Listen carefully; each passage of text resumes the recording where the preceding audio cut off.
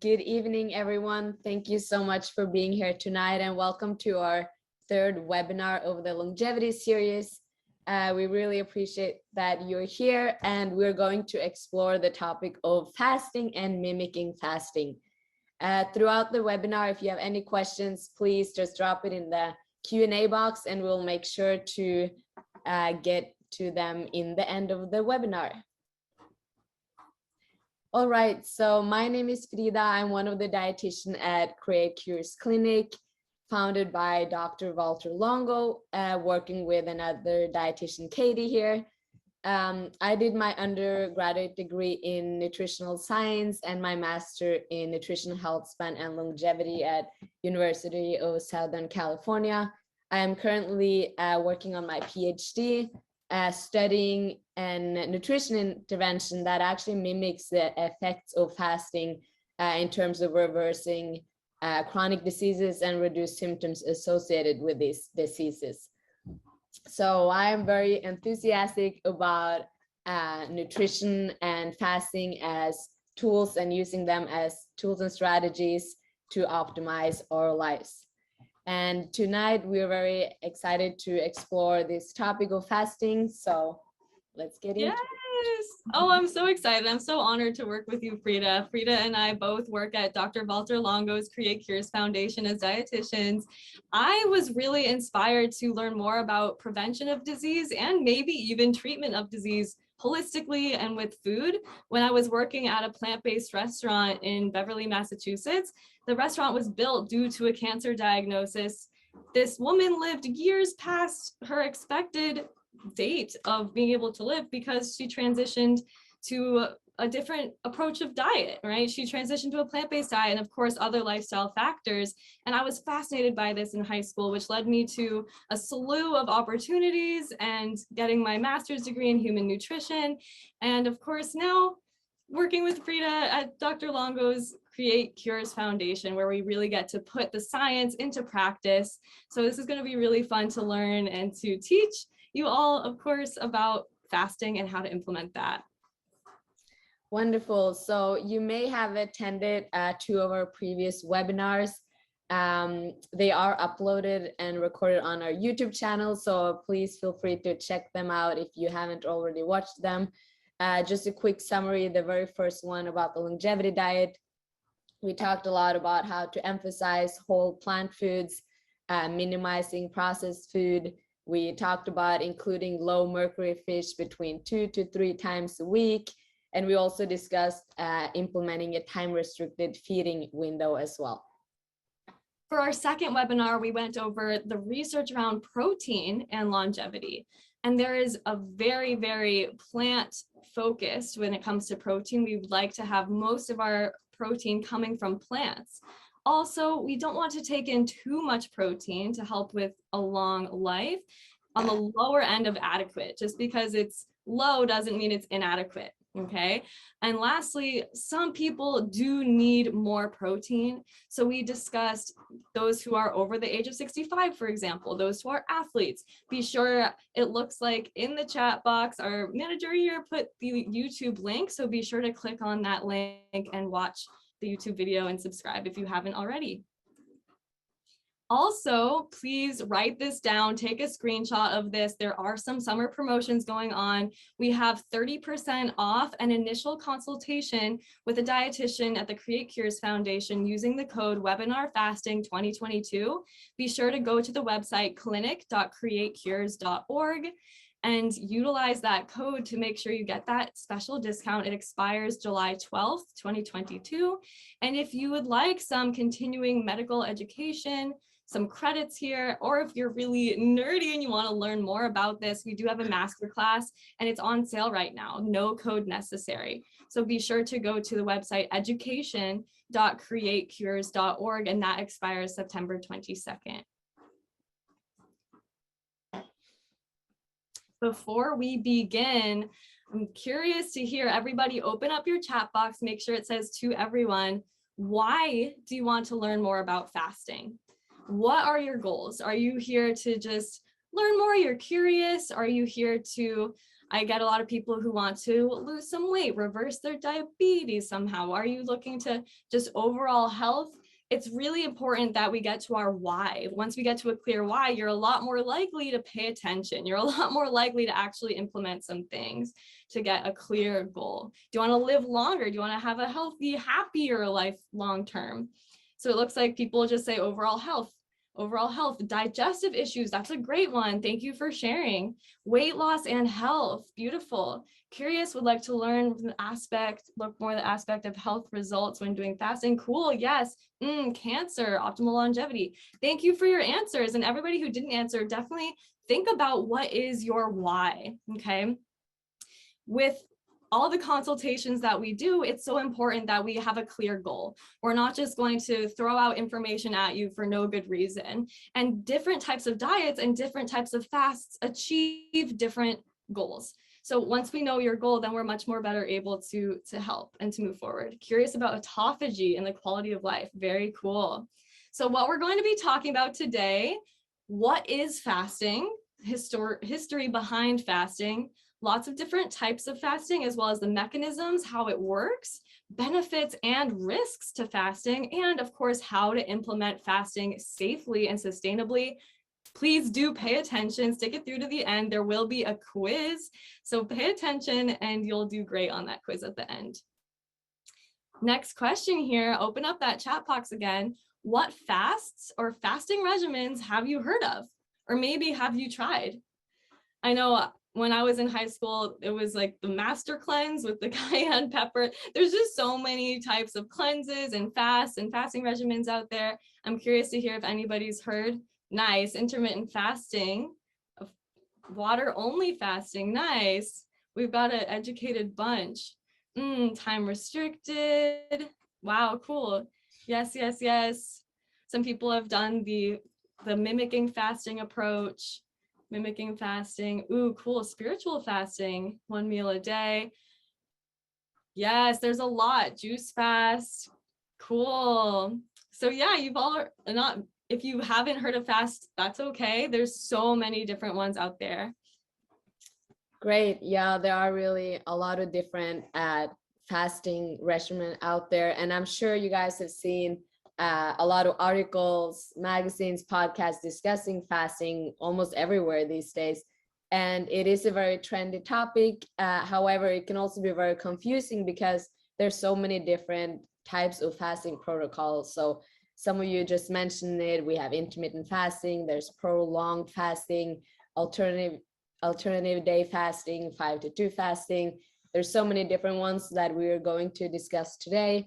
And we will really be clarifying the differences between these type of protocols, as well as clarifying other questions and concerns you may have about fasting. And when we talk about fasting, what does it really mean? Because it's almost the same as you say, oh, I ate today, you know, like, oh, I fasted today.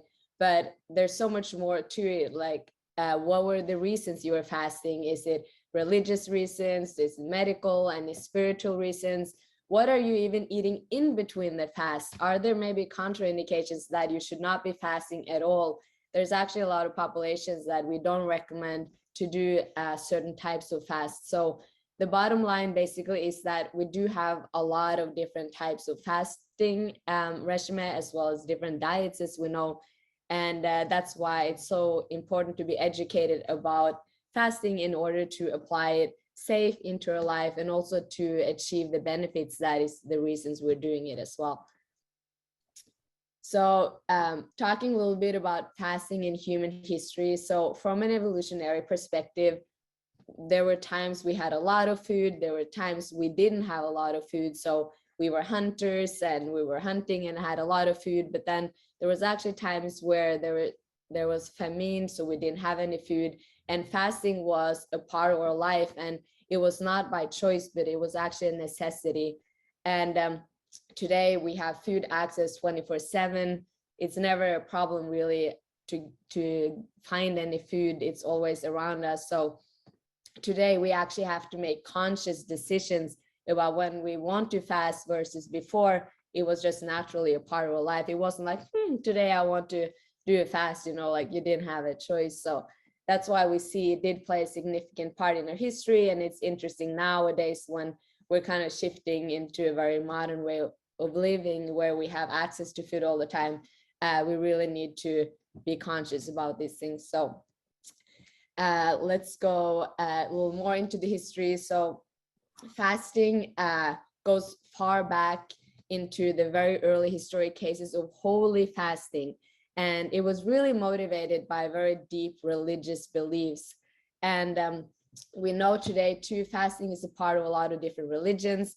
We have Ramadan, for example, which consists of 30 days where we're refraining from any food and drink from sunrise to sunset. We have the Greek Orthodox Christianity. Excuse me, I'm going to take a little water here. Which is another type of religious fast, which is really focusing on plant-based foods. And it's not necessarily fasting, but abstinence from certain foods. Then we have the biblical-based Daniel fast, which is more like a dietary restriction. It's focusing on only vegan foods and eliminating caffeine and alcohol and these kind of food products. We have a Jewish holiday, or a Jewish fast, which is also abstaining from food and drink from sundown when the holy day begins until the following day for sundown. So, and then we also have forced fasting, which is something very different. We can see this happens during war, imprisonment, and Nazi camps as well. And this is really, this is not voluntary fasting that we're going to talk about today, but this is really more extreme and has to do with starvation and hunger. And then, excuse me, finally, I want to also mention a very famous clinical experiment, which is called the Minnesota starvation experiment. This is a very well-known study, which was performed during World War II. The goal was really to look at the consequences of starvation and how to feed these people after going through starvation, such as World War II after the war. So, so what is really fasting? Well, fasting is voluntary abstinence from all or some kinds of food and drinks. Like I was mentioning earlier, it's not forced. You're actually choosing to do this type of fast. I'm gonna take some water again. And what is happening is that the body is really switching from burning glucose for energy into burning fatty acids. And this switch has been shown to achieve a lot of benefits as long as it's done medically supervised.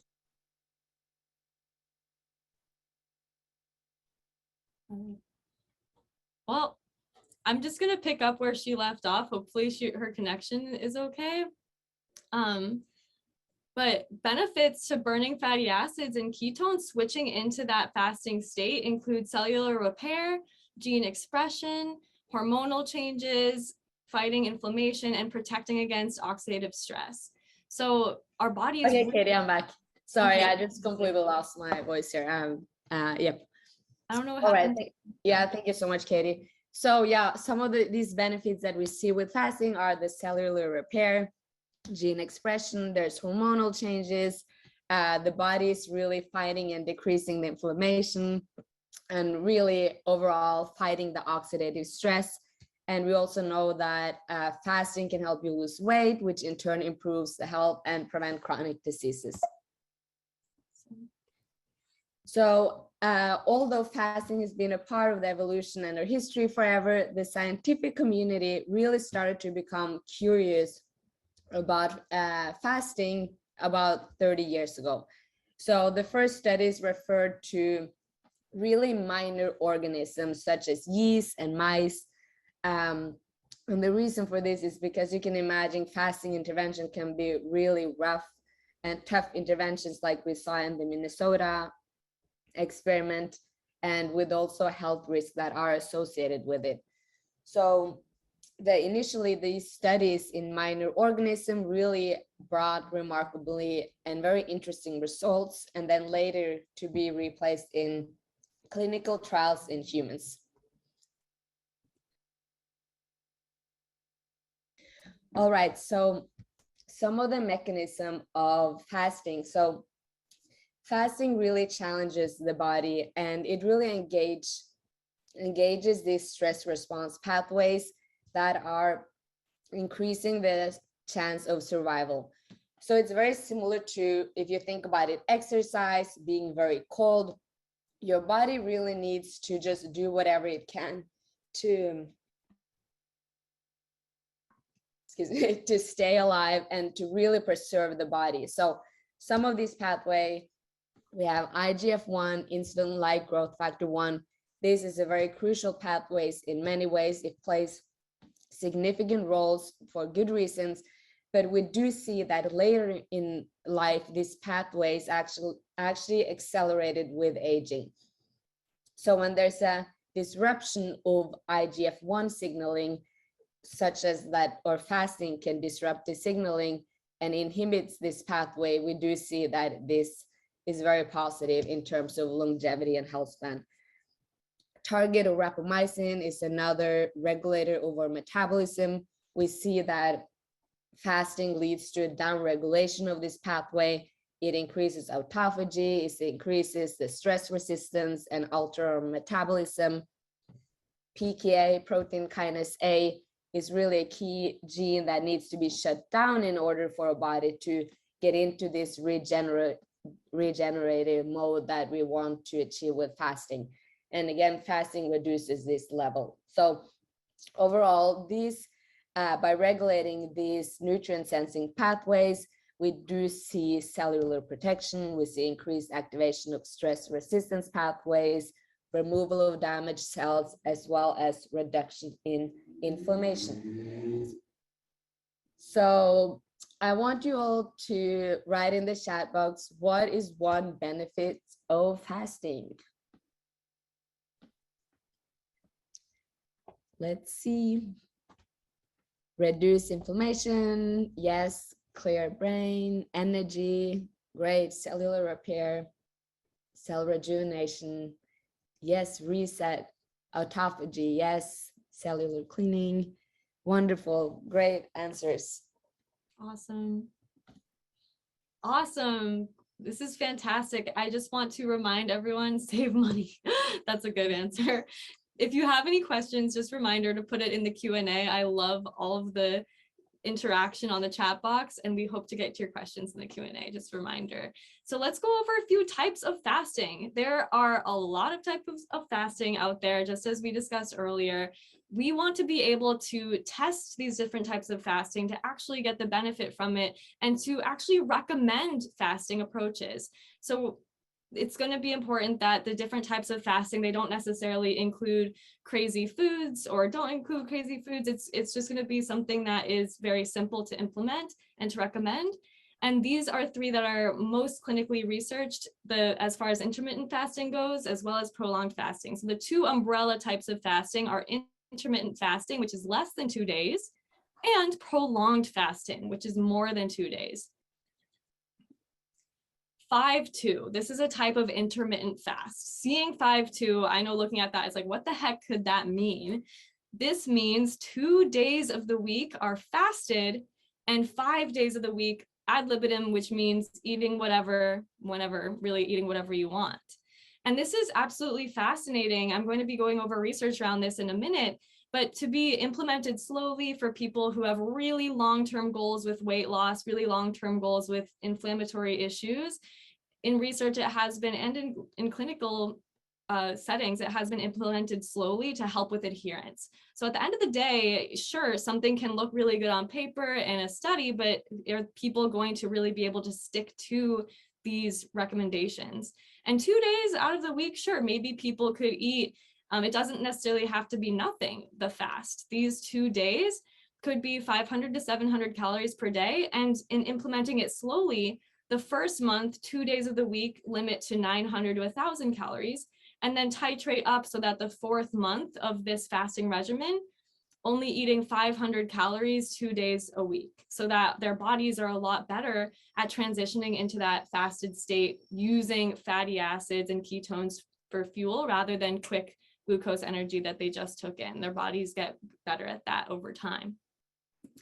So one randomized, there's a lot of research out there, but here's one randomized trial that I found interesting. 115 overweight women put into two groups. One group was intermittent energy restriction and carbohydrate restriction.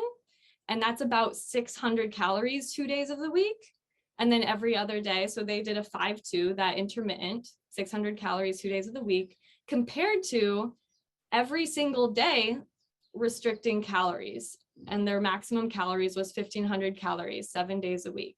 So they both are on overall restrictive diets. And what was so interesting was that there were, in the intermittent 5-2 intermittent group, there were greater reductions in serum insulin. So it benefited when it came to diabetes, pre-diabetes, and they had more adherence at the 3-month mark. However, when they were restricting every single day, 7 days a week, they had less reductions in serum insulin and less adherence. This is so fascinating to me. And what's really interesting is that they had similar amounts of weight loss, and very, very similar when it comes to other benefits, as far as when it comes to diabetes, these things long term. But if you think about it, I'll actually be describing this later on, but when they were fasting, it seems to be that the next day, even though they were able to eat however much they wanted, in the following days, they noticed their hunger cues and their fullness cues were a little bit more clear. It was a little bit easier for them to actually eat healthier the next day, rather than, I'll be explaining this more, but it's so fascinating to see that that was the case. Another type of intermittent fast, ADF, or alternate day fasting, this is a little bit more difficult for people to follow. Instead of just 2 of the 7 days of the week, it's every other day there's fasting going on. And this, of course, there's going to be benefit to this, similar to the 5-2. However, there was less adherence, and it had similar weight loss, weight maintenance, cardio protection, similar results as a every single day energy restriction. I do remember reading there was a study comparing energy restriction and alternate day fasting on asthma patients. And the alternate day fasting individuals, they actually had a lot lower symptoms, and their inflammation went down. They had less symptoms of asthma. So they were able to get into that fasted state, which really reduced the inflammation, which led to asthma, which is super interesting. And then lastly, and please ask your questions in the Q&A. I'm excited to get to that at the end. TRF, time restricted feeding. The last type of intermittent fasting I'm talking about here. There's so many things I've heard out there as far as, yes, 1 meal a day, 16-8, 12-12. Hopefully you've heard of these. So 12-12, this is simply waking up in the morning, having your breakfast at 7 a.m., and then making sure that your last bite of food ends at 7 p.m. Fasting for 12 hours and having an eating window open for 12 hours. And this is pretty simple to do. This is very safe to do. This should be something that everyone most days should be doing, honestly. And there are certain circumstances where I would recommend, just let yourself eat whatever, whenever. That can be necessary sometimes. However, for really most people, this should be something that is non-negotiable most days, that we don't want to be eating out all hours of the day. Our bodies do run on a circadian rhythm. When the sun goes up, lots of different hormones are changing in our bodies. Our cortisol, our stress hormones are highest in the morning. We can get the most done. And as the sun goes down, our pancreas basically turns off. Our pancreas is saying, you know what, I really can't be processing any food anymore. So after the sun goes down, we don't want to be taking in food. And most people are eating about 19 hours of the day. They're really eating when it comes to emotional eating, stress, eating. There's lots of different reasons why people eat. So it's nice to have that 12-12 that's really been shown to be sustainable, easy, healthy. Everyone can do it. And there can be fasting physiology triggered after just 12 hours. When it comes to 16-8 and 1 meal a day, sure, these may also be something to play with, to try. These are different. 16-8 means a fasting window of 16 hours and then eating for 8 hours. And as we condense it down to 1 meal a day, These have also been shown to be beneficial when it comes to inflammation and getting into autophagy. However, they are not necessarily as sustainable as the 12-12 approach. They are not necessarily as realistic for everybody most days of the week, because at the end of the day, this is really about living your healthiest, happiest life, what we're trying to do here. We're not trying to get you to beat yourself up for eating outside of your time window here, all right? So 2019 randomized crossover trial, there was 15 pre-diabetic men, just one example. There was a 9-hour, this is very interesting, 9-hour time restricted feeding E, which means early, and 9-hour time restricted feeding D, which means delayed. The 9-hour, and so the delayed group, they did not start eating until 12 p.m. and they ate later on in the day. Whereas the time restricted feeding earlier, they started eating around 8 a.m. and they finished earlier in the day. So they both only had a 9-hour eating window, but at different times of the day. Those who ate earlier had much lowered mean fasting glucose. So significantly lower fasting glucose eating earlier in the day. However, both significantly lowered glycemic responses compared to the washout period. So they had a washout period where they weren't fasting at all. Compared to that, yes, fasting still helps, just eating in that 9-hour period. Fascinating though, those who ate earlier, very significant benefit there still. So eating earlier and condensing that eating window can be very helpful.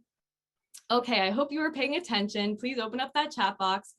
Which type of fasting has, I need to move this, has the highest, which type of fasting has the highest rate of compliance and is recommended most often? TRE 12-12, 12-12. Yes, beautiful.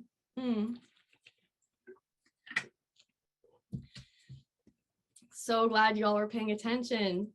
Yes, the intermittent fast, for most people, this is what we all should be doing. TRE, early eating, yes, yes.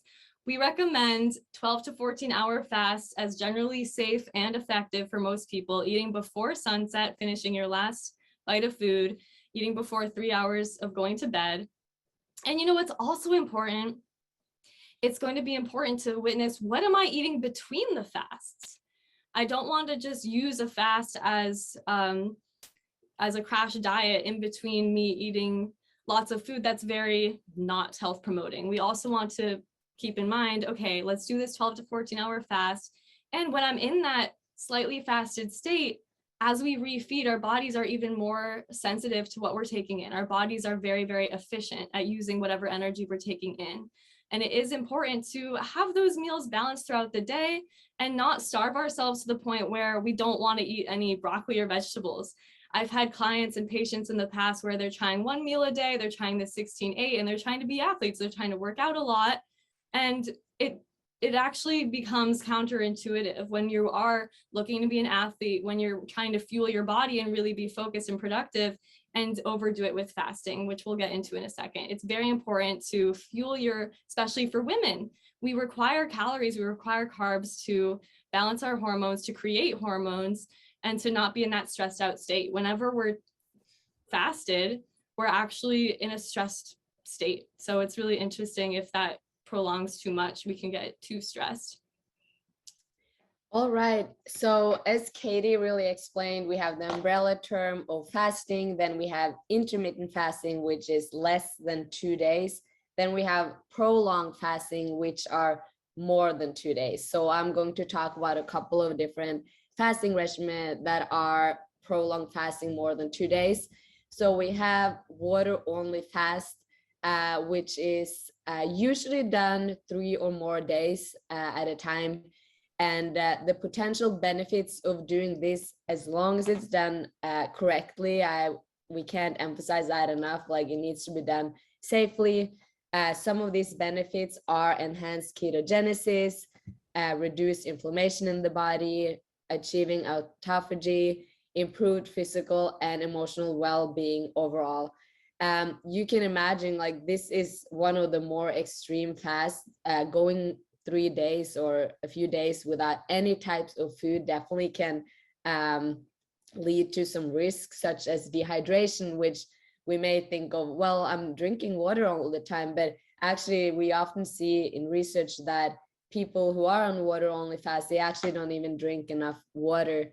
There's also an increased risk for gallstone, low blood pressure, even low blood sugar because you're not eating anything. There could be loss of muscle mass, nutritional deficiencies, fiber deficiencies, and also just low compliance rate with this type of fasting because it's so restrictive. It's not very realistic if you have a family, if you work, just not going along with the day without eating anything, so it's definitely a more restrictive type of fasting.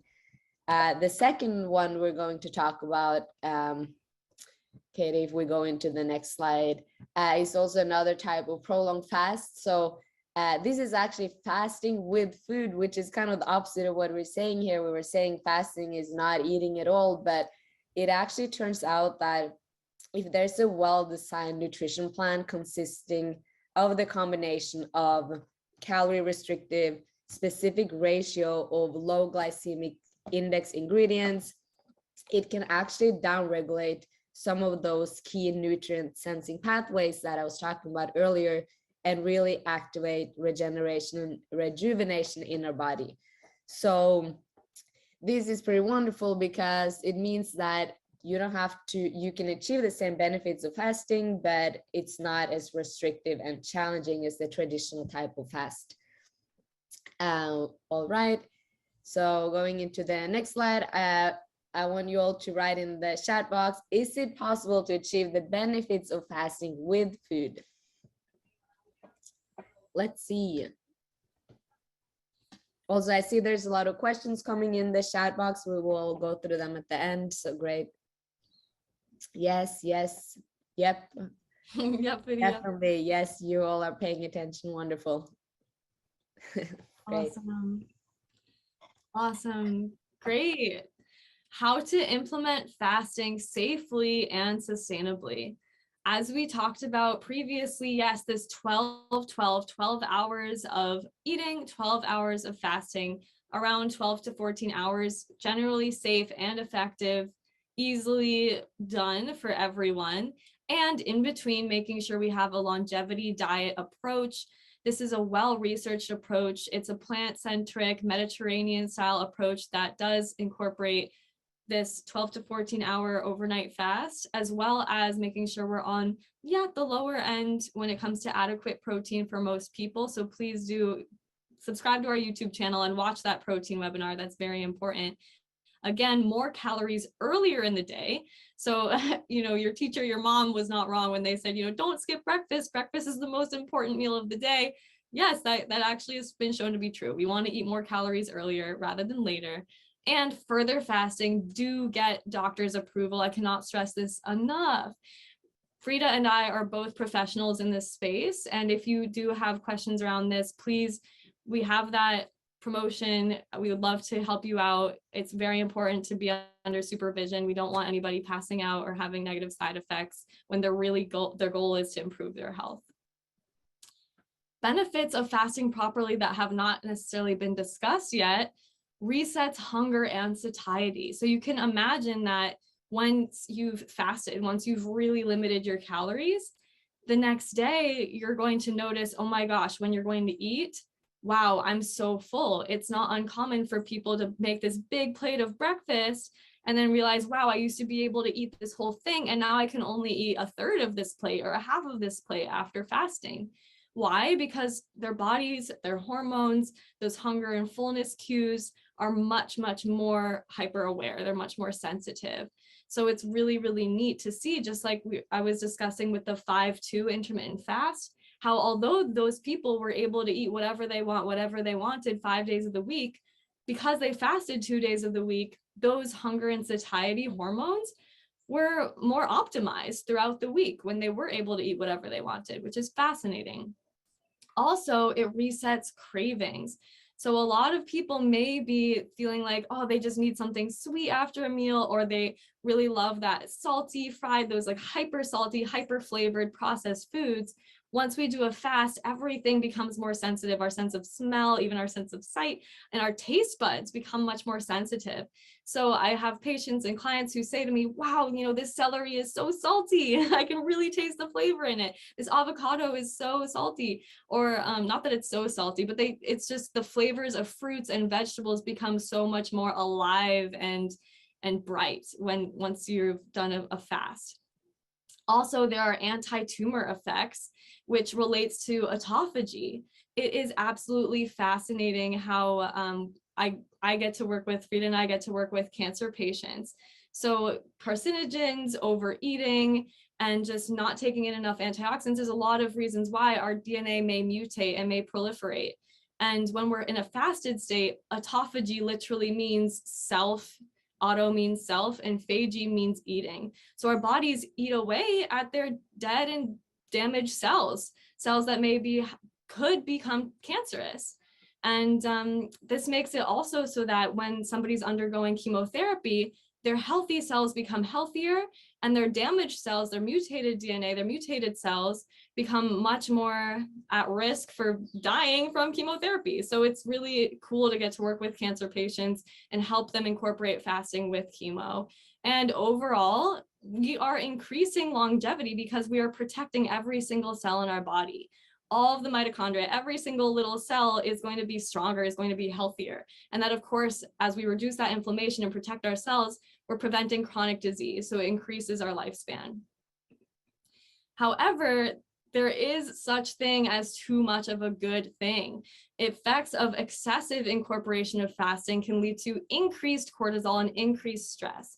So I see that with my athletes who are trying to do the fast, trying to do 1 meal a day, 16-8, and do high intensity workouts. If you're trying to build lots of muscle, improve your stamina, and not be eating throughout the day, then you may experience weight gain around your tummy. You may experience you're not able to build muscle, or you're losing muscle weight, which can be really frustrating for those people who are athletic, who really want to optimize and be fasting.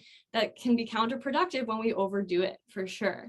Also, it can lead to infertility and hormone issues. Hormones need, and women's bodies especially, our bodies need to feel safe. Our bodies need to feel like we are able to support a child, right?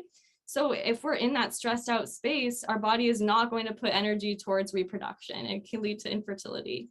Of course, nutrient deficiencies. If we're simply not eating enough, we're going to see nutrient deficiencies, which can lead to hair loss, electrolyte imbalances, super weak nails, sleep disturbances, depression, and anxiety. If our body is really that stressed out, our hormones are going to be out of whack. We're not going to be able to sleep throughout the night.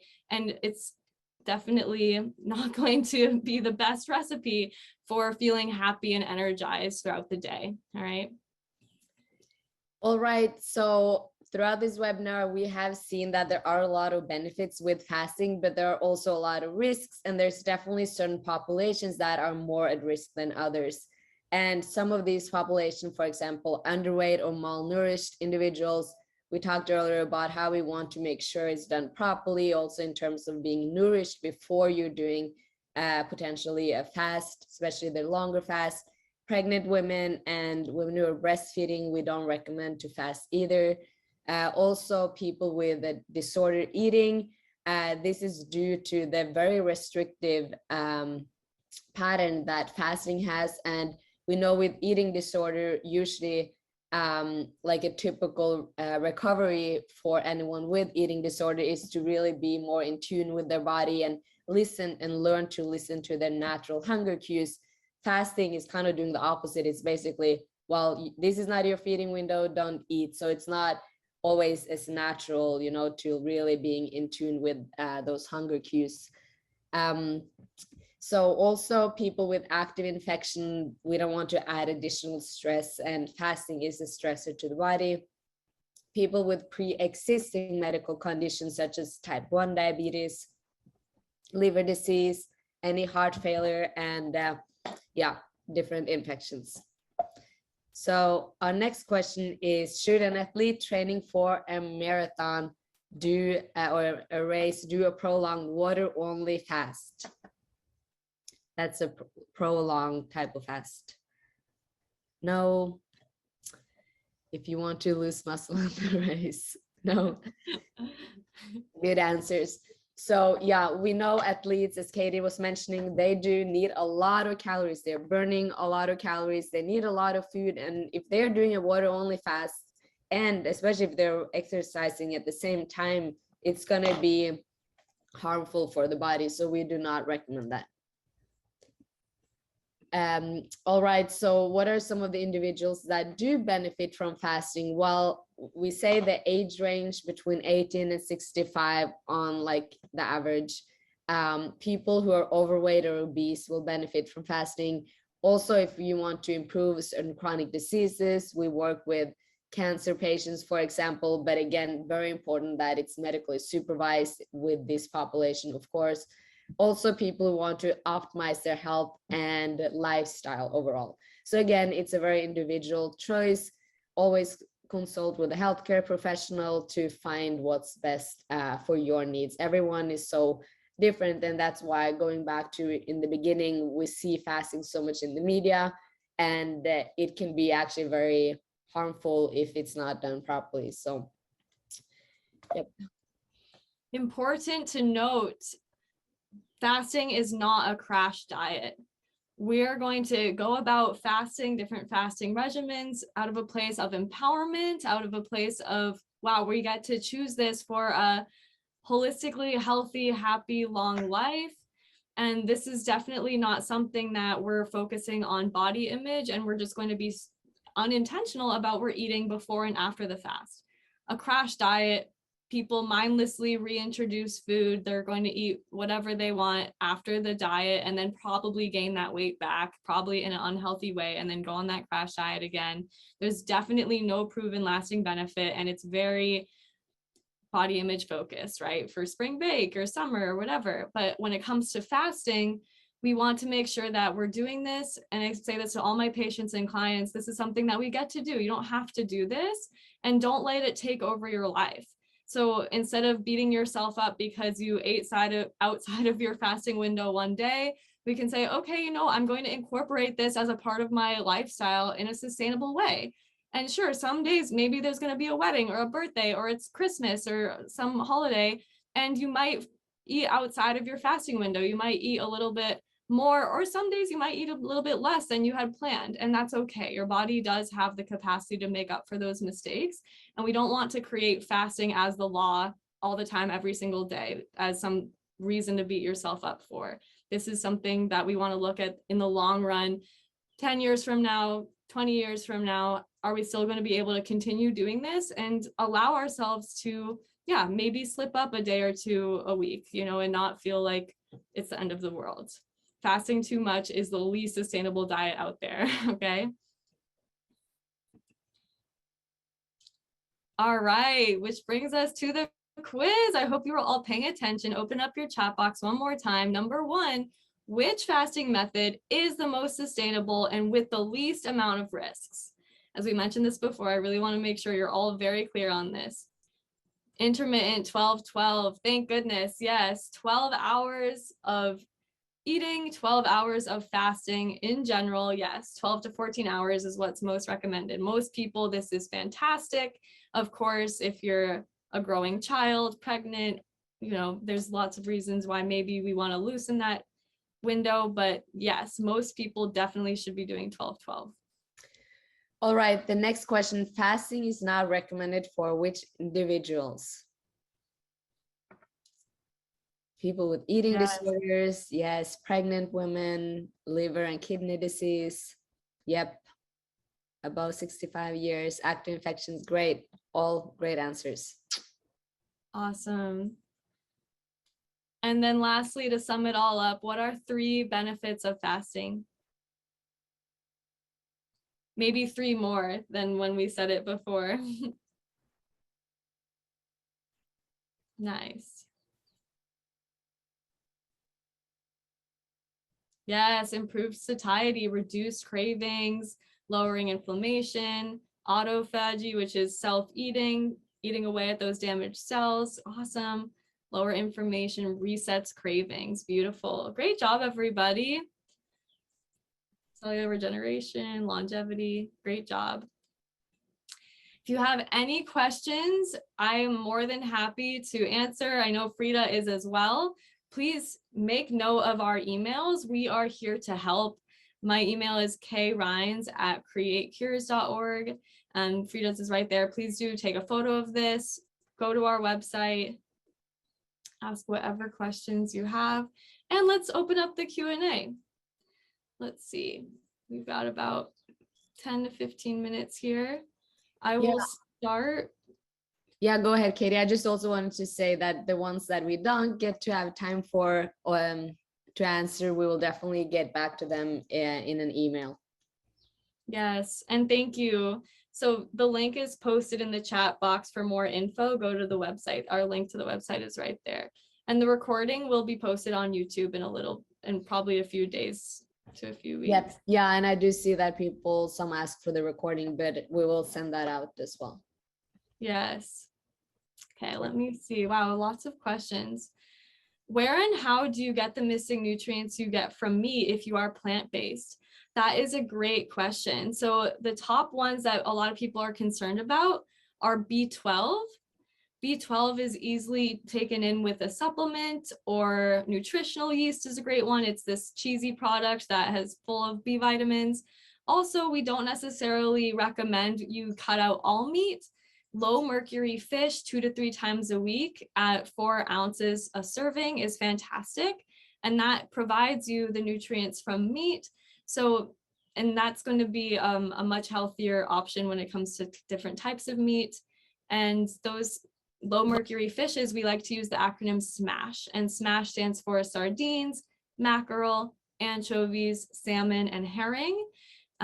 So if you would like to go plant-based further though, I do recommend, something that we do at the Create Cures Foundation is we have a professional nutrient analysis account, and you can fill out everything that you ate maybe 3 days a week, and then we can go over it together, see your averages of, wow, looks like you should be taking a vitamin D supplement.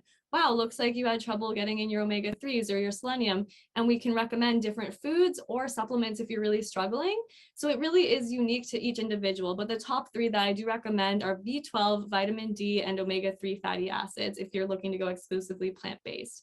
So vitamin D you can also get from the sun, making sure you 20 minutes a day for fair-skinned people, not too in the middle of the day, maybe 10 minutes earlier in the day, 2 minutes in the afternoon, 10 minutes earlier in the day around 10 a.m., 10 minutes around 2 p.m. and expose your skin to the sun. That should be good for vitamin D. Also getting fortified, unsweetened plant-based milks have vitamin D and B12 in these things. And then taking an algae-derived omega supplement is good for DHA, EPA, and those healthy fats. Those are the top 3, and that's a great question. All right. Yeah, I see a lot of good questions coming in here. Another good question, recommended way to get benefits from fasting and also gaining weight. Yes, and this is, we often think of fasting, maybe losing weight, but that's exactly why what you're eating in between the fast become very crucial, because if you are going to go a long time without food, you definitely want to make sure you get the nutrients your body needs when you're actually eating. So I feel like what you're eating when you're doing a fast becomes almost even more important when you do a type of fast. So definitely you can gain weight, just make sure to eat enough and the right food when you're actually eating. Awesome. There are so many questions. I'm just like, okay. And then another one real quick. So just a little bit on the same topic. Why do you recommend over 65 years not to fast?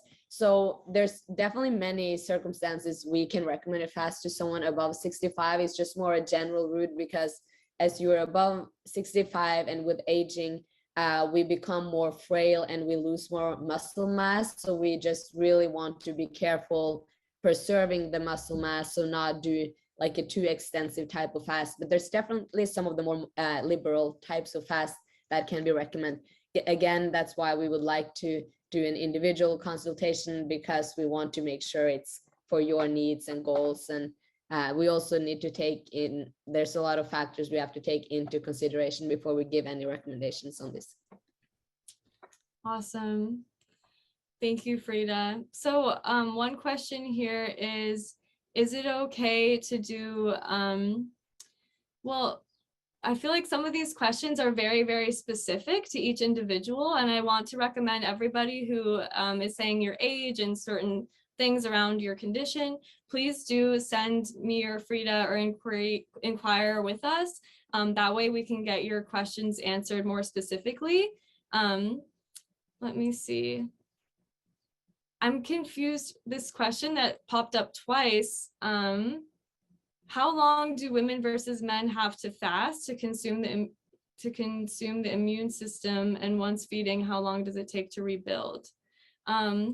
So when it comes to men versus women, how long they should fast to improve their immune function, this is another very individualized question. I feel like a lot of these questions, my answer will come out unclear because it's really very vague. The immune system, I'm not sure what autoimmunity you might be struggling with, or in general, just saying immune system, that's very vague. I'm not sure. I want to be able to answer it more clearly. So you can actually get lots of benefit in your immune function from doing a 12 to 14 hour fast every day. That actually has been shown to be beneficial. It really depends. And when it comes to men versus women, I actually don't necessarily know exactly men versus women, but one thing I will say to that is women, especially menstruating women, will definitely respond a little bit less well to more intense fasting recommendations around certain times in their cycle. And around certain times of their cycle, women's temperature does go up, which requires more metabolic activity, and metabolic metabolism is basically increased. So women require more calories at certain times of the month, and it's just going to be difficult for them to adhere to at certain times of the month. But yeah, and I do see a lot of questions that are asking kind of like, at what point do you really achieve a certain goal? So the first thing with fasting, I always want to know, okay, what's the goal with fasting? Is it weight loss? I see a lot of people are asking about autophagy. And so what is the goal? And that's kind of when you determine also like which type of fasting would be most beneficial, because it does take more time to achieve autophagy, for example. And it also depends on what you've been eating before you start the fast, in terms of how quickly you get into, for example, ketosis, which is a state that people has as a goal, like, oh, I want to be in ketosis to burn ketones and fatty acids instead of glucose, for example. So let's say a person eats a lot of carbohydrates and their glycogen storage is full. It's going to take longer time before it's empty, versus a person who's already maybe very low carb to achieve the same effect. So again, very individualized. Nice. What do you suggest as older people to do for a fast? I would for sure suggest the 12 to 14 hour fast. That seems to be still healthy, even if you're over the 65-year mark. Just be sure to monitor if your scale just measures weight. There are scales out there that can also measure your lean mass. And you may be losing lean mass as time goes on if you're fasting too much. So it's important for us to really monitor that and to make sure you don't want to be losing lean mass, especially in your older years. I see a question. Do I have to count my first food as the coffee with coconut oil creamer? That's a good question, because I often get the question of like, oh, does coffee break the fast, for example? So anything with calories, yes, is breaking the fast. But again, what is the goal? Like, is the goal to achieve autophagy? Then you don't want to have any calories. Is the goal to lose weight?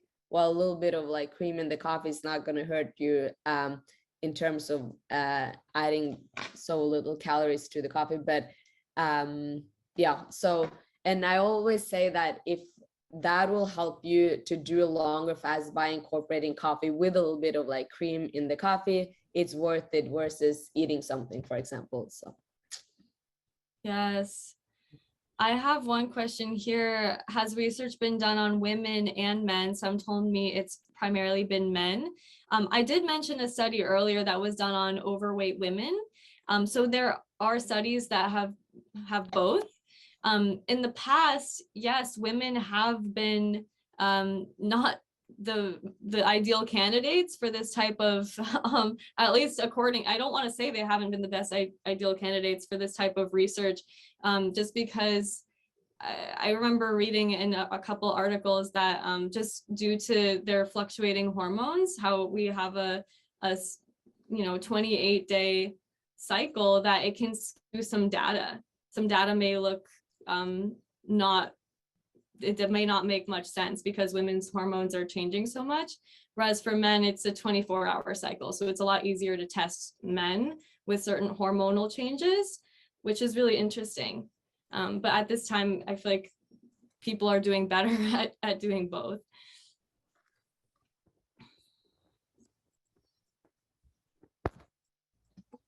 Right. Yeah, I see a lot of very personalized questions. Let me see. Let me see. Okay, are vitamins supposed to be taken with or without food, especially if fasting? Well, if you are fasting, it depends on, again, what types of fast. Normally, it's recommended to do it with the food, but if it's a prolonged fast, then obviously it will be without the food. So it kind of depends on what types of supplements too. Like, for example, fat-soluble vitamins, you want to preferably consume it with fats, so it's easier absorbed. Okay. When you talk about eating earlier in the day, is there a specific time that you mean? Within a certain time from waking up or before noon? Or that's a great question. There's not really much that I can specifically say you must eat at this amount of hours after you wake up. You must eat at this exact time. That's not the case.